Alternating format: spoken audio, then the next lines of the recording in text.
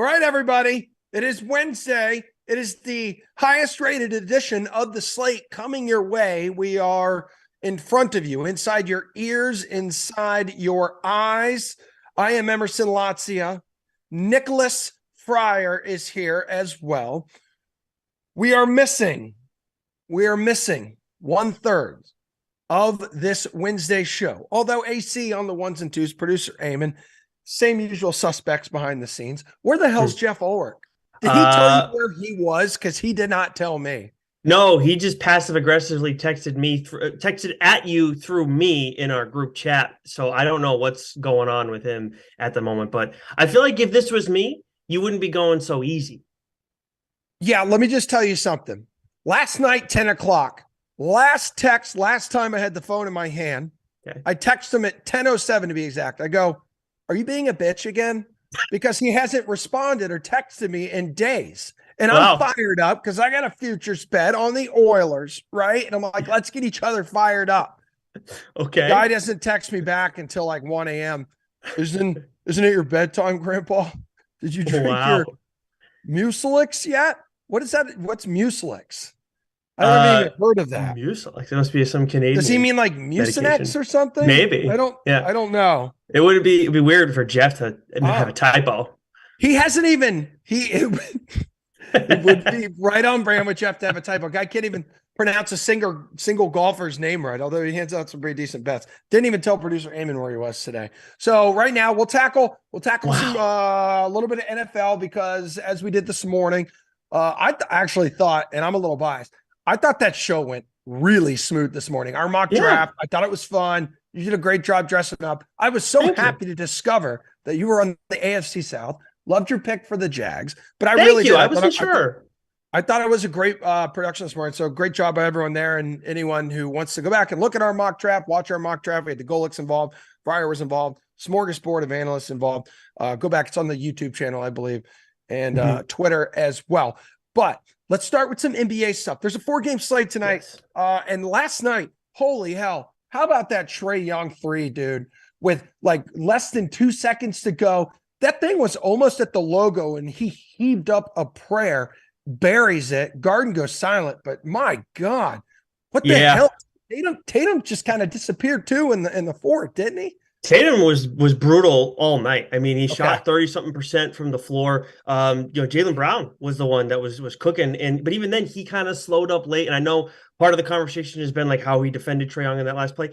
Look, I understand guys have like in the gym range. There are a few guys in the NBA who do, and everybody's range is getting farther and farther. And Trae Young is one of the few guys that kind of has in the gym range.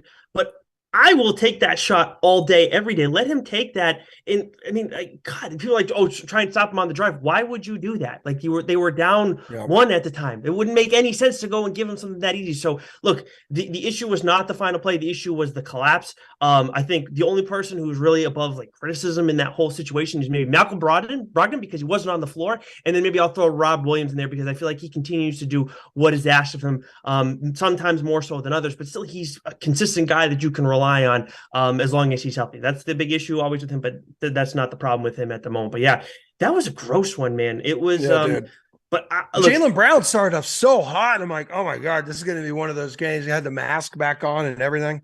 But this is a totally different situation, in my opinion, than Bucks Heat. Like it's not even in the same stratosphere right now. Like the Heat, like Jimmy Butler is out of his mind. And don't get me wrong, I do respect what Trae Young can do in the playoffs, and obviously DeJounte Murray is going to be back next game. But I mean, the Celtics are head and shoulders above everybody else. They make dumb mistakes. And one thing that we saw throughout the season was they do like have these screw up games against teams that aren't really that good, teams that they should kick the tar out of. And sometimes they go and cough it up. So this kind of stuff happens with them. They usually step up against the big time teams. So I know all of Boston is like, oh my God, this is the end of the world. Like they'll beat the Hawks, but what's going to happen with the Sixers? People forget the Sixers know how to choke with the best of them. And Joel Embiid come back, but it doesn't matter. Going to be they're very healthy. Like them sitting around resting right now, and they've been doing it for days, is not going to benefit the Celtics. But I like you're right though. And Doc Rivers has an ability to choke. His teams do little into the postseason, minus like what he did that one season and with the Celtics. But we have a second round series finally locked into. So Nuggets secured the Timberwolves. Suns took care of the Clippers. Hot damn. Booker scoring 47, and he outscored LA by himself in the third quarter, 25-24. The Suns as a team hung 50 in the period. But let's go ahead and let's look ahead to tonight here, Nick. I know you got a couple bets. I know one of them is not from Heat Bucks here. How big of an upset, historically speaking, though, would it be if Miami closed out the Bucks tonight? I mean, it's an all-time upset if that happens. This would be a 1 and an 8. Yeah, a 1 and an 8. And not only a 1 and an 8, the 8 seed that lost the first game of the play-in tournament and then had to win to salvage getting into the postseason. And the Heat have been meh the entire season, brutal at home by and large. And look, I was fading them in the course of things. I think it was when we did our ESPN hit, I did go with the Bucks in that game, but it was like they took care of business in game 2. I really thought, okay, you can game plan. You're going to be fine as long as you know Giannis isn't going to be in because you're still the better team. And Jimmy Butler has been like, did you forget about me? I think everybody just didn't take me seriously because of what happened in the regular season. And my goodness, he's blown me away. That said, I don't want to touch this game because obviously there's no value on the money line unless you're taking the Heat. And then the spread, I mean, it's double digits. Like, should that happen with the Bucks and the Heat? Yeah. But it hasn't been happening all series. We're at a 3-1 series and the Heat are up. So I didn't really look like deeper into this one just because I felt like there's just so much that can go on in this game that we don't see coming. Yeah, and I believe so. Heat would be the 6th, 8th seed to knock off the number 1 if they win tonight against the Bucks. And that was one of the most incredible performances that I've actually, when I started seeing, I wasn't watching the game at the time. I opened up Twitter, started saying, wow, Jimmy Butler's like heating up here. And then I realized where he was at points-wise. And then turning that game on, especially like in the 4th, and that was mind-boggling to see that performance. Career high 56 points. I believe it was the highest ever scored in a playoff game too for the Heat. But one of Hemi Butler even said, yeah, dude, I saw that, dude. Yeah. He is him. All of the memes, the Jimmy Butler memes were phenomenal the other night, all over my Twitter timeline. You said you do have 2 bets tonight. So start me off with one, and I believe they're coming from the early games, if I heard you correctly. So let's go Knicks Cavs. Knicks is another team that could end the series tonight. Yeah, they could. And look, I do like the Cavs a lot, but I really have enjoyed what the Knicks have done all season long. Part of it is that like they're just like a team that, yeah, you do have a star in Julius Randle, but at the same time, like they really don't have like a real bona fide like star on this team. And everybody always talks about you gotta have stars, and then we have the Clippers, and they've been an absolute fiasco since they've got their 2 stars, which just crushed me because I like Paul George. But at the same time, I'm looking at this, it's like, can they do it again? Can they do this to Cleveland again and embarrass them? But then I was like, wait a second. Donovan Mitchell, how has he done in the past in elimination games? And don't get me wrong, he's put up numbers here and there. And I know it's a different franchise and everything, but he's 1-5 in elimination games throughout his whole career. And the one time that he won, his team had lost 3 games in a row to open up the series. It was against the Rockets. I believe it was back in the James Harden era. It must have been in the James Harden era. So they lost those first 3 games in a first-round matchup, and then they came back and won the next game. So, okay, that I mean, you should there's no way you should get swept. There should always be gentlemen sweeps in the playoffs. So I look at that and think there's no way. Like that. So boom. So that put me in on the Knicks right then and there. You look at the money that's been going at this game too. The sharp money is going towards the Knicks in this one. If you look over at the DraftKings Sportsbook splits, Actually, I'm sorry, the Cavs are the sharp play here, but I just don't, something about this, like the way, actually that's what it was. It was the split on the handle and the bets right now. It was like really leaning, it was like 50-50 on the handle, a little bit more bets going towards the Knicks. So it was some sharp money going towards the Cavs, but right now, like it's still like pretty down the middle. So at plus money, I'm going to take a flyer because also you look at last game, Emerson, Julius Randle was a non-factor and they still kicked the car out of the Knicks. Dude, the Knicks shot 45% from the field and was just 64 freaking percent from the free throw line. But what they did was they out-rebounded Cleveland 47-33. And Donovan Mitchell struggled that last game. He was ugly, Nick. He hit just 5 of 18 from the field. He was 0 for 3 from deep. He ended with just 11 points and 6 turnovers. That is a wet fart of a performance. He trusted a fart too much, and it was all inside his pants. It was disgusting. That's what he did in New York. And I have gotten off the subway in New York multiple times, risen up, walked up the stairs, top of the stairs. What is there? There is a pair of underwear with fecal matter all inside it. One of those pairs of underwear was Donovan Mitchell the other night. Wow, that is surprising. It's disgusting, isn't it? That's just that you were in New York. Who would have ever guessed something like that would happen? But yeah. You brought up the rebounding conversation too, and just another thing that kind of helps me lean more towards the Knicks, because we've seen in other series too how important, we just know in general how important it is to control the glass. You look on DraftKings Sportsbook right now, the Cavs, their over under on total rebounds, team rebounds is 39.5. You look at the Knicks, 44.5. So clearly the DraftKings Sportsbook expects New York to still control the glass as much as the Knicks are heavy underdogs in this one. But the other thing that I wanted to bring up too is a play that I've been doing the last couple games with the Knicks. I'm not going to do it tonight just because it's been working too much, but the under is hitting like crazy in these games. I mean, these games are rock fights. You look at obviously the Cavs are a strong defensive team. I've talked about the Knicks like ad nauseum, like how they're like a good defensive team, but at the same time, they're also too dumb to know like they're not really as good as they're playing. So somehow they find a way to bully this Knicks team. Taking the under on the first half is another option, as much as the overall game total is. I would, if you're going to play the total, I would lean towards doing the under on the first half total. I'm not touching it tonight though, just because it's been a fairly consistent play, and we've started to see that total dip down more and more from game to game. A couple of games ago, I got it at 109.5. Then the game after that was 105.5. And now at 103.5, we've seen it go the first half total go over this number once this series, so it can happen. But it's still like worth consideration. I just can't pull the trigger on it tonight. 202.5 game total. I know you were talking first half. It's funny because the books just continue to adjust this total as the series gone on, because the under whole game total, perfect 4 for 4 so far in this series, Nick. The game one total was set at 216. That was an easy under. And by the time we got to game 4, it was like 203.5. And now it's even less than that. Yeah. Lakers Grizzlies. Lakers Grizzlies is the second game of the night. Knicks Cavs, 7 o'clock, 7:30. LA and Memphis will tip off in Tennessee. This is where your second NBA bet of the night is coming from. What or who are you looking at here? So I am going to go with the spread. Keep it simple. And I'm going to go with the Grizzlies here. I understand that it's very trendy right now to go and back the Lakers. It's usually trendy to go with the Lakers, but to pick on the Grizzlies right now is especially trendy.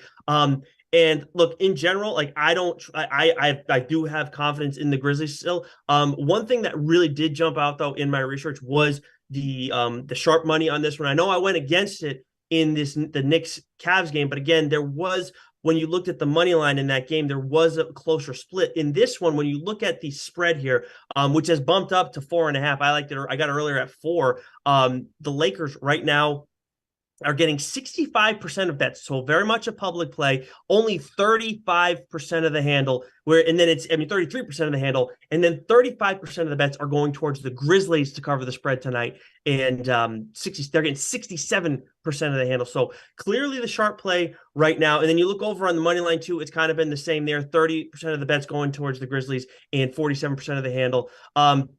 Another thing that I noticed too, trying to see how the Grizzlies have done in situations. I know regular season numbers only mean so much, but looking at how they did straight up in home games following a road loss. So they were in that setting 11 times this season. They went 8-3 in those games throughout the regular season, sometimes with John Morant, sometimes without. And they also won in the 8 games that they won by 5+ each time. I think it was actually 6+ each time, but all we need is 5+ tonight. And the way this series has gone too, I know last game, it was ugly and everything like that, and Dylan Brooks making some dumb decisions.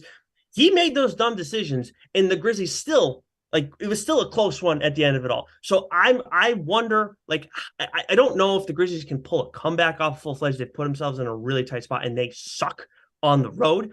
But coming back home, I do think they can at least respond and extend this series a little bit. Yeah, dude, they're 8th in offensive efficiency at home versus 24th when they play on the road. And let's not forget, Grizzlies would have covered in game 3 if Brooks didn't commit like an unnecessary foul like at the end of the game. Yeah, so at some point, it's like, people talk about it in Boston with like, Marcus Smart and some of the mistakes he's been making, and you have so much depth on this with that foul last night, it's Trae Young trying to be the hero. And look, I get it. Like his instincts probably took over, but that poke was a great play. But at the same time, like where you need to have the wherewithal, it's easier said than done and not being in the moment. But let him dive for it, and then he's in a tough spot because how's he going to get the ball? Like who's he going to get it to? So instead, you foul him, and obviously we're look at where we're at today. All right. Well, Andrew, let me know when I can bring in Jeff. I'm not quite sure if you need. Here. No, I know you're here, but I don't know if he's got to set up anything like on the tech side, buddy. Because, I'm glad you're here because we were just talking about like in New York City. One time I went there and I saw so many pairs of underwear that had human feces in them. And now you are joining the show. And it's just such a perfect segue. Yes. I was also, Nick and I were talking earlier about how smooth the draft special went this morning. And I want to dive into some NFL bets now because we have, why are we reliving that story? Says producer Eamon. Because we have about 15 minutes now with you. Jeff, I know we did the mock draft. Not quite sure if we shared like a whole lot of like bets for it. We hit on it a little bit throughout. What would be the bet? Like your favorite bet, whatever you're most confident in wagering on for tomorrow night right now? Like right now, looking at the board, I mean, obviously these things have been shifting. I've been betting throughout the week. I still like the -110 you can get on Bijan Robinson.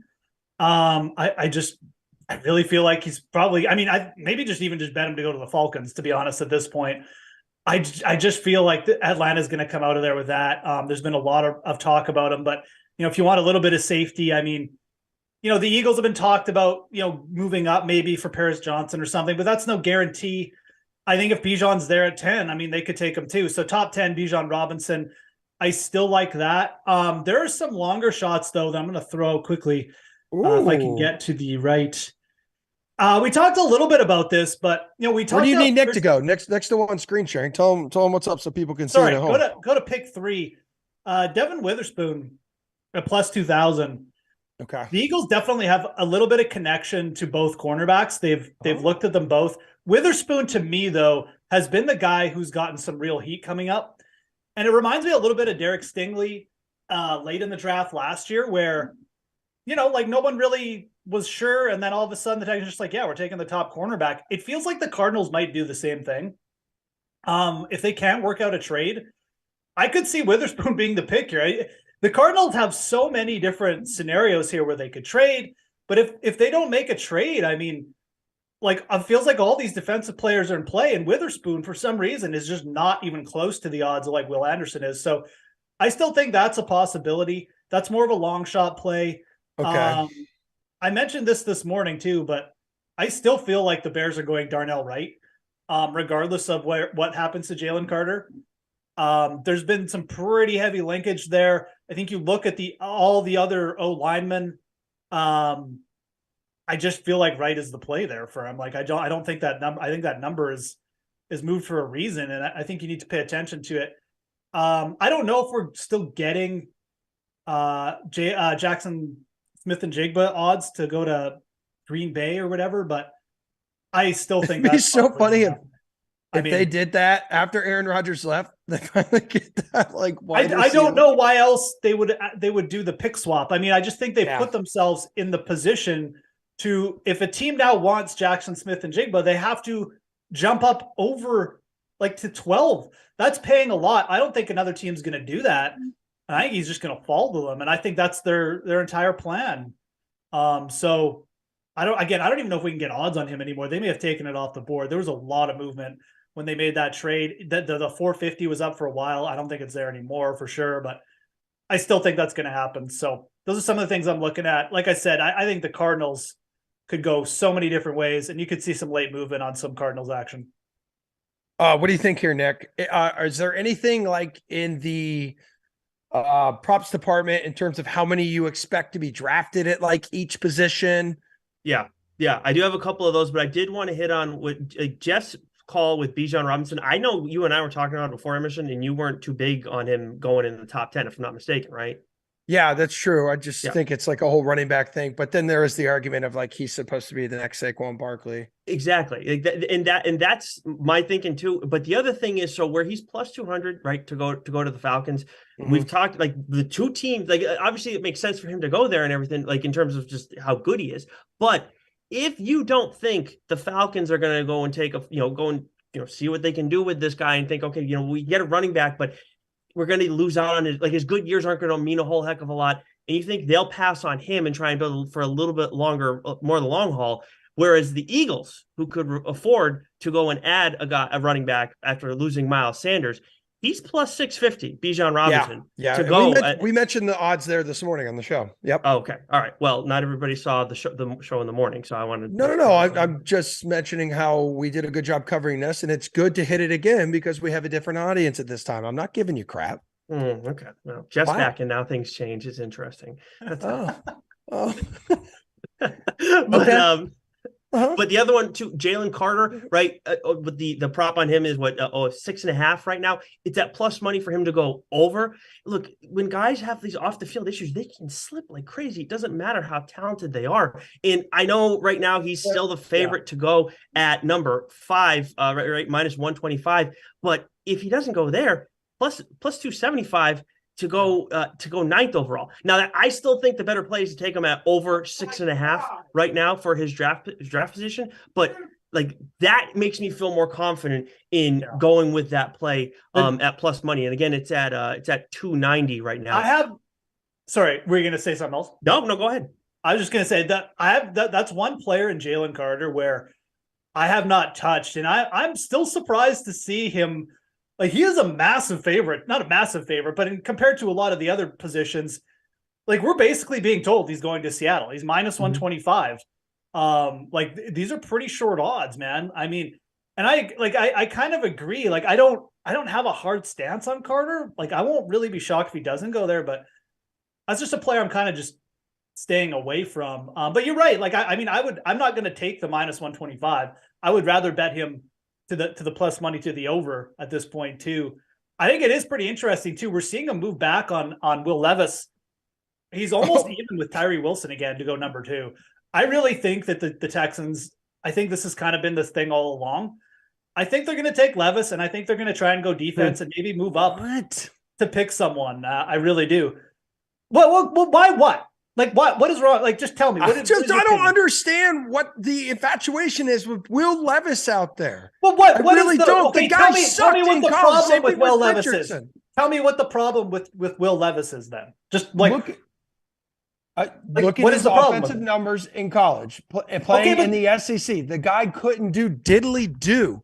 They hardly had games. They went over like 24, 25 points. No, I'm just saying I could look at the game tape and say, oh, okay, good quarterback, sure. It's just weird how like we don't seem to put a lot of weight into the fact that these guys weren't performing in college, but they're just ginormous and have a lot of athleticism. Dude, it happens all the time. It's I know ridiculous. that. I know it is, Jeff, and I'm not necessarily crapping on you. I'm just saying it blows my mind every year. Like all you want. No, I don't want to take a crap on you, Jeff. I like you. I'm saying this is crazy, but this is you. Go. But look. Like this is the problem with the armchair scouting. Everybody 2 years ago thought Zach Wilson was the next Aaron Rodgers. He's terrible. Now everyone thinks Will Levis is terrible. Nobody knows is the thing. I know. I think the big thing here for me is, and this is why I'm fine with it with the pick. If you're Houston and you have the second pick, you have to You're rebuilding your franchise. Get a rookie quarterback deal. I don't really care who they pick here.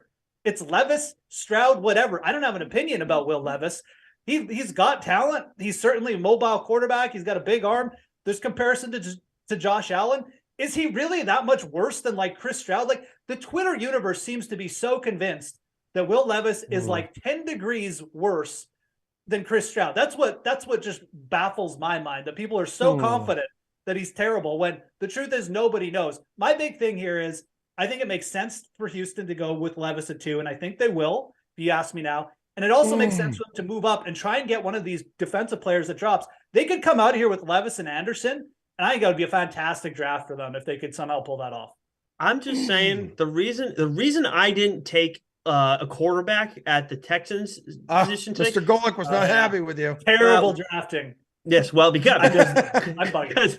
But again, like I looked at it as okay, what's the buzz that's going on with this pick right now? And I know we've gotten all the Levis stuff a little bit later on. And by the way, he should just start pronouncing it Levi because he's got like a really good like deal there. Say the S is silent. He could totally walk into that.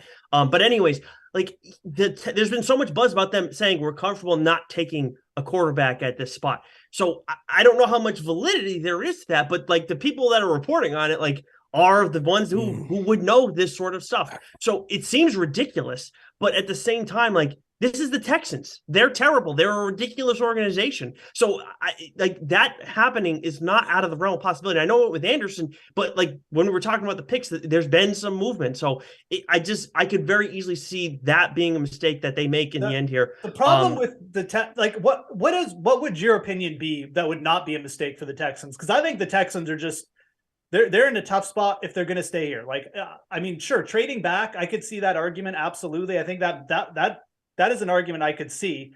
But if they're going to stay at 2, there's no sure thing here. Like, no, Tyree there's no sure thing, Jeff, has injury concerns and he's very raw.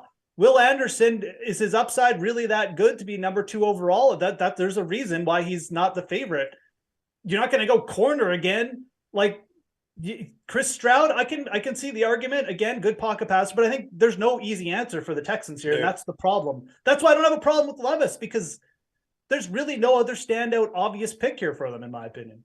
I mean, look, I hear what you're saying, but at the same time, like there's no standout obvious pick. But how are you, as a franchise that has been in a tough position at quarterback over the last few years for various reasons, some that have been somewhat out of your control? How are you in that tough spot? And then you have 4 guys. You're not going to get better at quarterback by not drafting a high-end quarterback, though. Right, but I'm saying, like, how do you not go after Stroud? So, like, I'm saying, like, what's the no-brainer here thing? Like, I don't see if you're that confident that CJ Stroud is the answer over Levis, then definitely I understand that. I am not, is what I'm saying, and I'm not an NFL talent evaluator, so I'm not going to pretend like I am. You are in my eyes, buddy. But the other thing is that I touched upon is they have that opportunity to go and draft one of his wide receivers to go and keep that continuity. Look, I'm not saying that's going to translate like it actually did in Cincinnati. Obviously, it's been outstanding for them there, and Chase is a totally different level of talent. But at the same time, like having that to ease him in to the NFL game, I would think would be beneficial too. So like there is a plan there that could make Stroud the more appealing play just off the rip. Never mind talent. Part of the problem with Stroud is his agent. I just don't think the Texans have any interest in CJ Stroud.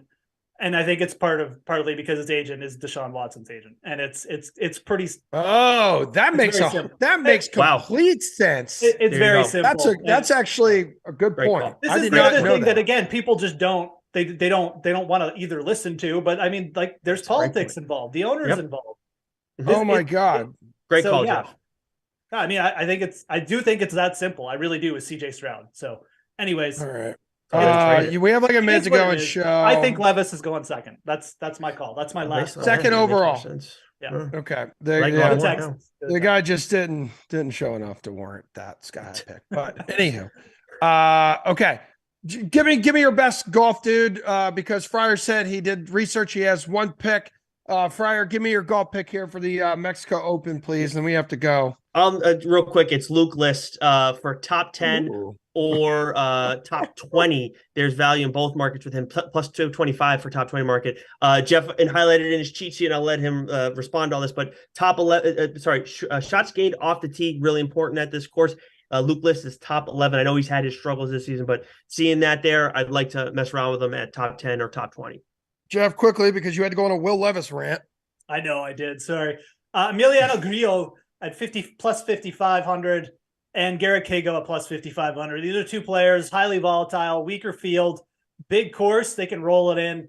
I think one of these guys is going to have a big week. I'm betting them both. So I like the numbers. I'm excited for tomorrow night. Are you guys part of the draft show? No one invited me or Fryer, apparently. No, I was invited. Great. I said no. Are you serious? No, I didn't know. No. Okay, I was like, you're okay. Oh my God. Well, all right. We have to go. We have to go. We're out of time. Nick's got an Mads, article to write. Can't you dress I up in have an studio? article to write. I have to go. You have to go. We all have to go. Thank you, everybody, for Go watching. defend Will Levis on Twitter. For Draft this. show tomorrow night, 8:00 Eastern time, 10:00 Eastern time, sponsored by H&M. We'll see everyone then. Mail's a great condiment too. That's the other thing about Levis.